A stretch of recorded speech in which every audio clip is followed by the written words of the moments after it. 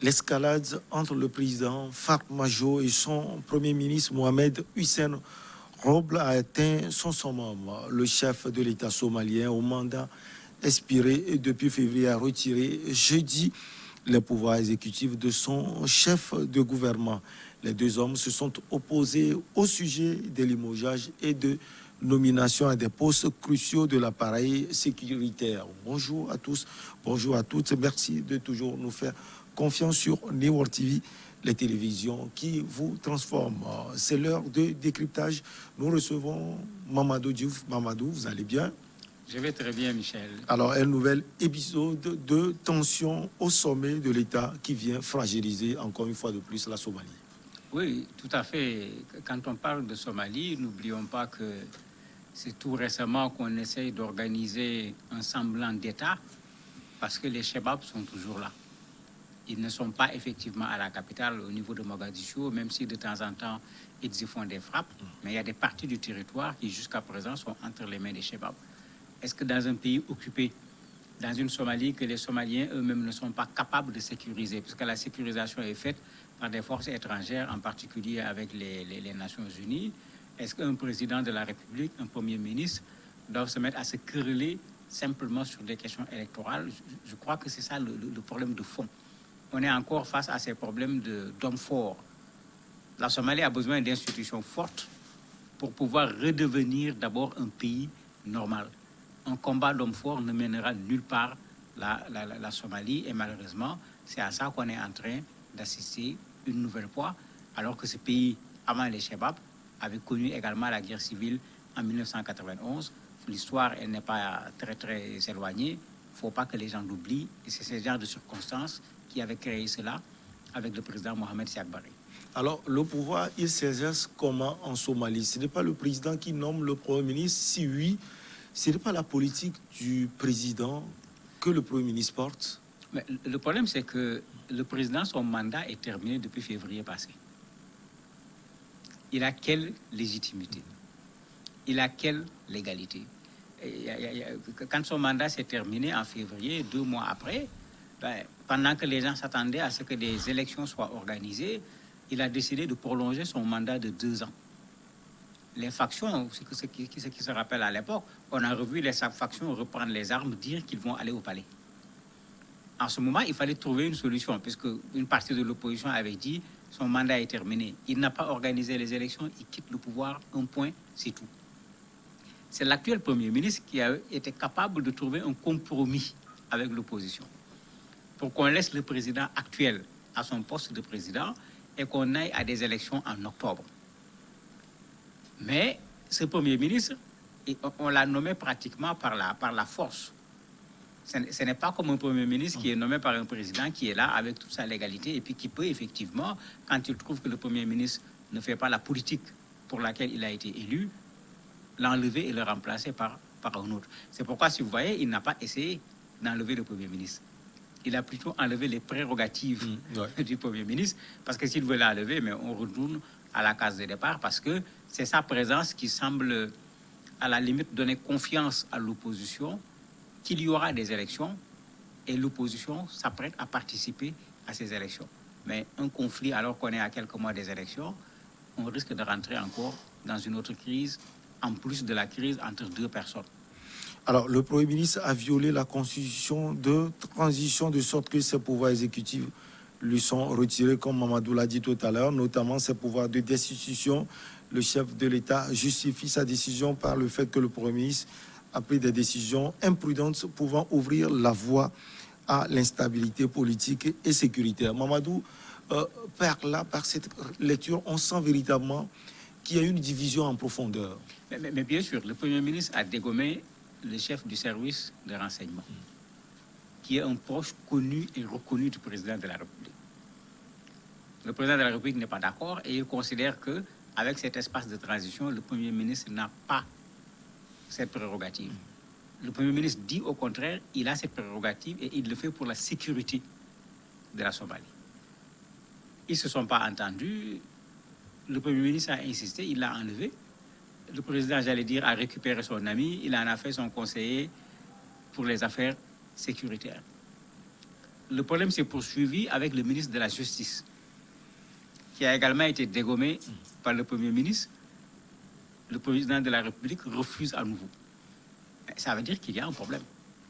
Que disent les textes de la transition? Parce que c'est un peu ça également le défaut d'un certain nombre de compromis, où quand on met l'institution forte de côté, on se débrouille pour mettre en place une charte, comme on le voit de plus en plus dans nos pays en parlant de charte de transition. Une charte de transition ne peut pas gérer nos pays, parce qu'elle ne prend pas en compte l'ensemble des éléments. La charte est là pour régler peut-être pendant 6 mois une question donnée et puis quitter.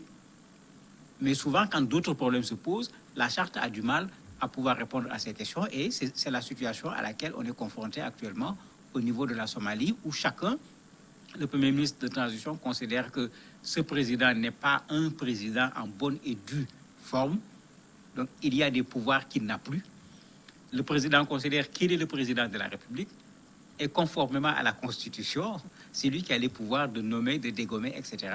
Et vous voyez un peu cette cacophonie que cela crée au sommet de l'État. Vous pensez que c'est un risque pour les élections à venir, c'est-à-dire l'organisation des élections?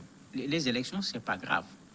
C'est un risque pour que la guerre civile revienne, puisqu'on a été à 2 pas de la guerre civile quand le président a décidé qu'il prolonge son mandat. Puisque après la guerre civile de 91, on avait pris certaines forces qu'on avait mis dans l'armée. C'est de l'intérieur de l'armée, les gens ont quitté l'armée pour retourner à leurs anciennes appartenances au moment de la guerre civile, pour aller déloger le président de la République au niveau du palais. Vous avez l'International Crisis Group qui tire la sonnette d'alarme en disant aux gens, attendez, on n'a jamais réglé véritablement les problèmes en Somalie. Si on laisse continuer, ça va être un véritable échec, parce que si le président s'aventure à enlever le Premier ministre, l'opposition qui avait fait confiance à ce Premier ministre pour laisser le président sur place, cette opposition va redescendre dans les rues, les factions armées vont redescendre dans les rues, et ça ne sera pas pour organiser des élections, mais ce sera pour destituer le président, comme ils avaient tenté de le faire une première fois.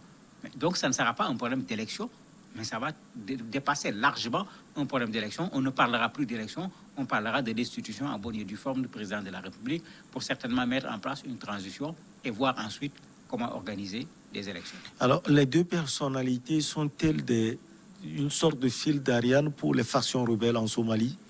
Oui, il y a cette question d'appartenance, parce que quand on fait l'histoire, ces 2 personnes ont fait partie de ces factions. Et ces 2 personnes qui se sont plusieurs fois opposées, c'est la raison pour laquelle l'opposition a accepté, l'opposition somalienne a accepté ce Premier ministre. Et c'est la raison pour laquelle également l'opposition somalienne a une certaine confiance par rapport à ce Premier ministre, puisque l'opposition n'a aucune confiance par rapport au président de la République qui voulait prolonger son mandat de 2 ans. Mais cette confiance est due effectivement à cette, j'allais dire, proximité au moins entre l'opposition et le Premier ministre actuel. Ils se disent qu'avec lui, des élections vont être organisées. Ils considèrent que les élections pourront être des élections transparentes. Et si les Somaliens décidaient de confier le pays à l'opposition, le Premier ministre n'empêchera pas à l'opposition de pouvoir accéder au pouvoir, alors qu'ils n'ont pas cette même confiance par rapport au président de la République. Bon, le risque, il est là. Est-ce qu'on peut s'attendre aussi que ces 2 personnalités puissent trouver un terrain d'entente? Seul, ça risque d'être difficile. Parce que quand vous voyez à la tête de l'État, ça ramène un peu le schéma de la Tunisie. Puisque c'est le même schéma qui se répète à peu près ici. Il vaut mieux d'ores et déjà qu'à l'intérieur, s'il y a des médiateurs nationaux qui sont capables de ramener à la raison ces 2 responsables, ce serait l'idéal. À défaut, les forces internationales qui sont présentes sur le sol en Somalie. Et si ces gens discutent, c'est à cause des forces internationales. Parce que si ces forces internationales n'étaient pas là-bas, ce qui s'est passé en Afghanistan, c'est ça qui va se passer en Somalie. Les Shabab vont venir prendre le pouvoir. Ces forces également peuvent faire pression, autant au niveau du président de la République qu'au niveau du Premier ministre, pour que les gens comprennent que la Somalie doit aller vers des élections, que rien ne soit fait pour entraver ces élections. D'ailleurs, c'est ces mêmes forces qui avaient fait pression sur le Premier ministre, sur le président de la République plutôt, pour qu'il accepte le Premier ministre actuel. Ce n'est pas quelqu'un qui a été nommé Premier ministre de gaieté de cœur, et ça fait qu'effectivement, il y a une relation heurtée entre les 2 personnes. Lui, il est là pour gérer la transition, alors que l'autre veut toujours porter tout le bonnet de président de la République, alors qu'il ne l'a plus, puisqu'on parle de transition. Il n'est pas actuellement un président qui est en train d'exécuter un mandat pour lequel il a été élu. Son mandat est épuisé. Si on comprend bien, pour les limogeages et les nominations, chacun privilégie ses proches. Pas seulement ses proches, c'est que le premier problème, c'est que chacun veut s'arroger cette prérogative. Parce que c'est une bataille de prérogatives d'abord. Voilà. Parce que quand le Premier ministre le fait, le président de la République dit non, ce n'est pas conforme à la Constitution. Alors qu'on est dans une transition. Qu'est-ce qui gère? C'est la Constitution qui gère, c'est la charte de la transition qui gère. Donc le premier conflit se trouve à ce niveau-là. Maintenant, bien sûr, le chef des services de renseignement était un proche du président de la République. Mais quand vous dégommez un poste du président de la République, il est clair que le président aura tendance, lui également, s'il n'a pas une certaine hauteur d'un point de vue politique, de dire que vous lui avez mis des bâtons dans les roues. Donc, il va vous mettre lui aussi des bâtons dans les roues. Ben, si le président et le Premier ministre se mettent à se mettre des bâtons dans les roues, malheureusement, c'est la Somalie qui ne va pas rouler. Parce qu'aucun d'entre deux n'est la Somalie, c'est deux personnes à l'intérieur d'un pays. Et comme vous l'avez dit, ça fait des années que la Somalie vit ces moments de guerre. Mamadou, vous avez dit la conséquence immédiate, c'est la guerre civile. La conséquence, encore une fois, sur la Somalie. Oui, mais on l'a évité de justesse il y a quelques mois. Puisque les gens avaient déjà pris les armes, les gens avaient pris le chemin du palais, les gens s'étaient même rapprochés du palais présidentiel. Et ceux-là sont des soldats de l'armée somalienne. Ils étaient à l'intérieur de l'armée somalienne, mais c'est l'armée reconstituée après la guerre civile de 1991. Donc c'est avec les tenues de l'armée nationale que ces gens sont retournés à leur propre faction auxquelles ils appartenaient, dont certaines se sont transformées en branches politiques aujourd'hui, puisque c'est l'opposition qui n'était pas d'accord avec la prolongation du pouvoir, pour aller déloger le président de la République. C'est pourquoi j'ai dit on est à 2 pas d'une guerre si on ne va pas dans le sens d'organiser des élections. Et imaginez maintenant une Somalie qui crée encore une guerre au niveau du champ politique, alors que vous avez les Shabab qui sont là. Mais très certainement, les Shabab vont les laisser s'affaiblir les uns les autres, et puis après, ils viendront faire ce que les Afghans ont fait en Afghanistan, à venir occuper le reste de la Somalie, qui ne se trouve pas entre leurs mains, si la force internationale ne s'interpose pas. Une fois de plus, une zone d'instabilité en Afrique. Oui, il y a de quoi se poser des questions. Après les années 90, avec ce processus de démocratisation, toute cette théorisation, toute cette lutte qui a été menée, aujourd'hui, c'est comme si c'est vraiment le processus inverse. Coup d'État par-ci, bagarre entre Premier ministre, président de l'Assemblée nationale, président de la République par-là. Mais c'est comme si on est en train de reculer et c'est inadmissible.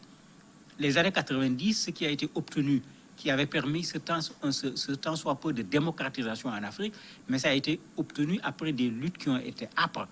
Dieu seul sait combien de personnes sont mortes, blessées, d'autres même ont quitté leur pays pour aller s'installer à l'étranger. Mais est-ce qu'il faut recommencer encore cette lutte? L'Afrique ne peut pas passer tout son temps à recommencer. Je n'aime pas cet ouvrage-là qui dit que l'Afrique noire est mal partie, mais c'est comme si nous sommes en train à nouveau de mal partir d'un point de vue démocratique, alors qu'après les années 90, on pensait qu'au moins sur cet aspect, on a réglé le problème. Et si on a réglé le problème sur cet aspect, on peut effectivement engager le combat pour le développement. Mais comment on va développer une Somalie où il y a une guerre avec les Shabab d'un côté, une guerre qui risque de se produire entre le président de la République et le Premier ministre? Quel développement peut se faire dans un pays avec une telle instabilité? Merci beaucoup à vous, Mamadou Diouf. On va marquer la pause et on reçoit le journaliste sportif Henri Akodo, puisqu'aujourd'hui c'est vendredi.